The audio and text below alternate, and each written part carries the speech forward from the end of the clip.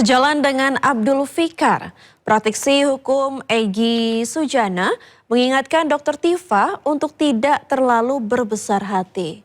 Sesuai pasal 75 ayat 4, jaksa penuntut umum dapat mengajukan dakwaan baru dalam 7 hari ke depan pasca putusan sela.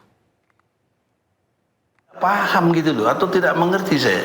Kok euforia seolah-olah kasusnya menang dan langsung hal-hal yang bersyukur itu, syukur sih wajib, bagus kita mensyukuri sesuatu. Tapi ini belum akhir, belum. Masih ada peluang dari jaksa untuk dakwaan yang diulang gitu loh. Nah, KUHP yang baru pasal 75 ayat 4 menyatakan boleh dapat diulang. Tapi persoalannya di waktu 1 minggu. Nah, saya duga dengan keras kalau jaksa penuntut umum tidak lakukan dakwaan ulang terhadap putusan sela ini, diduga ada permainan yang menyesatkan gitu loh. Di Sindo siang pemirsa, hari ke-9 pencarian, tim SAR gabungan kembali menemukan 1 korban tenggelamnya KM Nurul Salsa di perairan Kepulauan Selayar, Sulawesi Selatan. Basarnas sudah hadir.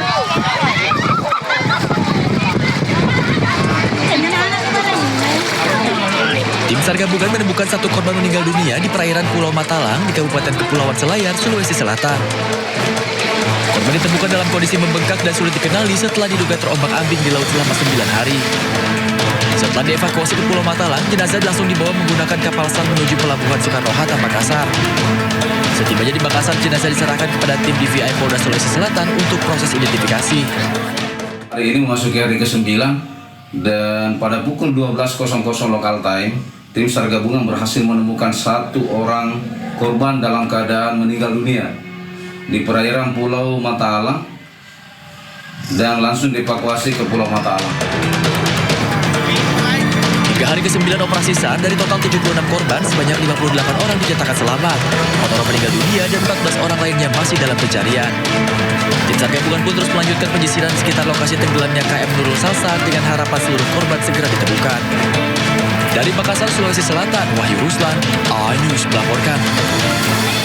Akibat flexing yang dilakukan anggota keluarganya di media sosial, seorang pejabat daerah di Gayo Lues mundur dari jabatannya.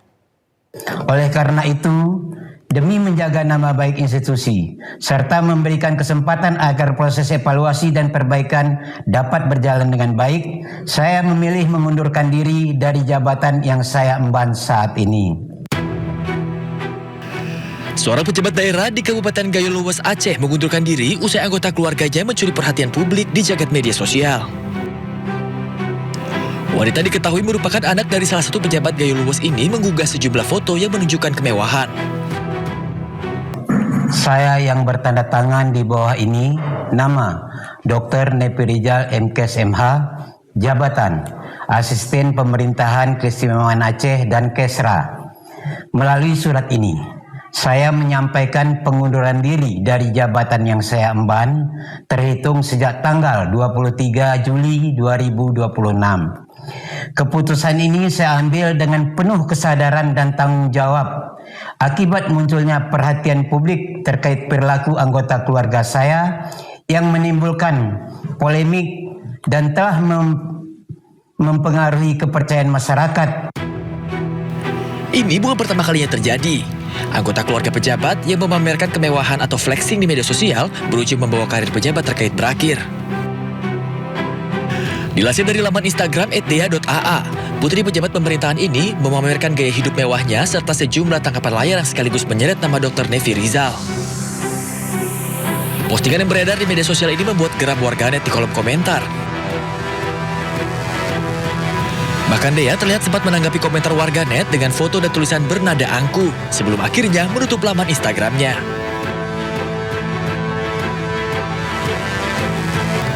Mirisnya, di tengah kemewahan dan kekayaan yang dipamerkan, Gayo Lues masih terus mencoba untuk bangkit dari banjir bandang yang sempat menerjangnya akhir tahun lalu. Jalan-jalan yang rusak, bangunan yang roboh, listrik yang sempat padam membuat warga sulit untuk hanya memenuhi kebutuhan dasar mereka. Di saat rakyat berusaha bertahan, ada pejabat yang justru mempertontonkan kemewahan. Ini menjadi gambaran bahwa kekuasaan tanpa empati hanya menjadi ironi. Tim Liputan, iNews melaporkan. Ya, dugaan korupsi pengelolaan anggaran di Kebun Binatang Surabaya menyeret mantan Direktur Utama sebagai tersangka. Kasus ini diduga menyebabkan kerugian negara hingga miliaran rupiah dan berdampak pada pemeliharaan satwa.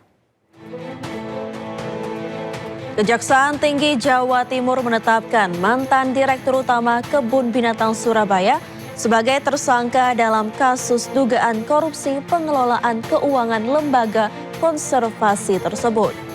Penyidik menemukan dugaan pemotongan anggaran pakan satwa serta penggunaan dana yang tidak sesuai peruntukannya. Penyimpangan pengelolaan anggaran terjadi selama periode tahun 2016 hingga 2024 dengan nilai kerugian negara diperkirakan mencapai 10,2 miliar rupiah. Akibat perbuatannya tersebut, sejumlah satwa di Kebun Binatang Surabaya tidak sehat dan tidak terawat. Kejaksaan Tinggi Jawa Timur menyatakan pelayanan dan perawatan satwa tetap berjalan dan penyidikan kasus ini masih terus berlanjut untuk mengungkapkan kemungkinan keterlibatan pihak lain dalam dugaan korupsi pengelolaan anggaran di Kebun Binatang Surabaya. Direktur Utama Perusahaan Daerah Taman Satwa Kebun Binatang Surabaya mengakibatkan bahwa fasilitas tidak terawat dengan baik, kotor, rusak, kemudian hewan-hewan juga berdampak pada Majelis Hakim Pengadilan Negeri Jakarta Timur mengabulkan eksepsi terdakwa kasus ijazah Jokowi Tifauzia Tiasuma. Dengan demikian, sidang tidak akan dilanjutkan ke pemeriksaan saksi, ahli, dan terdakwa. Sidang selesai dan ditutup. Hadirin dimohon berdiri, majelis hakim bersiap. Suasana sidang eksepsi Tifauzia Tiasuma atau Dr. Tifa riuh setelah Hakim Pengadilan Negeri Jakarta Timur menerima eksepsi terdakwa kasus tudingan ijazah palsu Presiden ke-7 RI Joko Widodo. Dengan dikabulkannya eksepsi terdakwa, maka sidang Dr. Tifa yang didakwa melakukan tindak pidana fitnah dan pencemaran nama baik Presiden ke-7 RI Joko Widodo atas tudingan ijazah palsu tidak akan dilanjutkan ke tahap berikutnya. Memperhatikan ketentuan pasal 75 ayat 2 huruf B, ayat 3, dan pasal 206 ayat 1 Undang-Undang Nomor 20 Tahun 2025 tentang Kitab Undang-Undang Hukum Acara Pidana serta peraturan perundang-undangan lain yang bersangkutan, mengadili, menyatakan perlawanan dari tim advokat terdakwa tersebut diterima, menyatakan surat dakwaan penuntut umum nomor register perkara PDM garing datar 133 garing M.1.14 garing EOH.2 garing 06 garing 2026 tanggal 22 Juni 2026 atas nama terdakwa Tifauzia Tiasuma batal demi hukum. Memerintahkan pengembalian berkas perkara ini kepada penuntut umum, membebankan biaya perkara kepada negara. Hakim mengembalikan berkas perkara atas nama Dr. Tifa ke Jaksa Penuntut Umum dan membebankan biaya perkara kepada negara. Selanjutnya, Jaksa Penuntut Umum memiliki kesempatan untuk mengajukan perlawanan dengan menyusun ulang dakwaan. Tim Liputan iNews melaporkan. Majelis Hakim Pengadilan Negeri Jakarta Timur mengabulkan eksepsi yang diajukan Dr. Tifa. Majelis Hakim menilai surat dakwaan yang disusun oleh JPU tidak memenuhi syarat material karena disusun secara tidak cermat.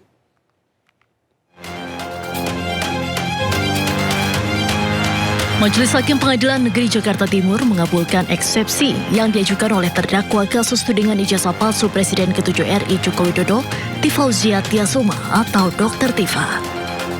Majelis Hakim menilai surat dakwaan yang disusun Jaksa Penuntut Umum tidak memenuhi syarat material karena disusun secara tidak cermat. Atas dasar itu, surat dakwaan dinyatakan batal demi hukum dan pemeriksaan perkara tidak dilanjutkan. Dalam pertimbangannya, Majelis Hakim menilai jaksa penuntut umum memasukkan dua pasal yang mengatur delik yang sama, tetapi berasal dari dua rezim undang-undang yang berbeda sebagai dakwaan alternatif. Menimbang bahwa penuntut umum dalam dakwaan alternatif pertama subsidiar dan dakwaan alternatif kedua subsidiar telah menentukan dua pasal yang mengatur delik sama persis, hanya saja berada dalam dua rezim undang-undang berbeda yang terhadapnya berlaku azas-azas sebagaimana telah disebutkan di atas, antara lain azas lex meteor, azas lex posterior derogat legi priori. Menimbang bahwa alternatif yang demikian akan menimbulkan ketidakpastian hukum karena seakan menunjukkan bahwa penuntut umum tidak dapat menentukan pilihan pasal mana yang akan ia dakwakan untuk perbuatan yang sama dan karenanya akan dipersidangkan. Menurut Majelis Hakim, penyusunan dakwaan tersebut justru menimbulkan ketidakpastian hukum karena menunjukkan keraguan-raguan jaksa penuntut umum dalam menentukan pasal yang tepat untuk didakwakan atas perbuatan yang sama. Dari Jakarta, tim liputan iNews melaporkan.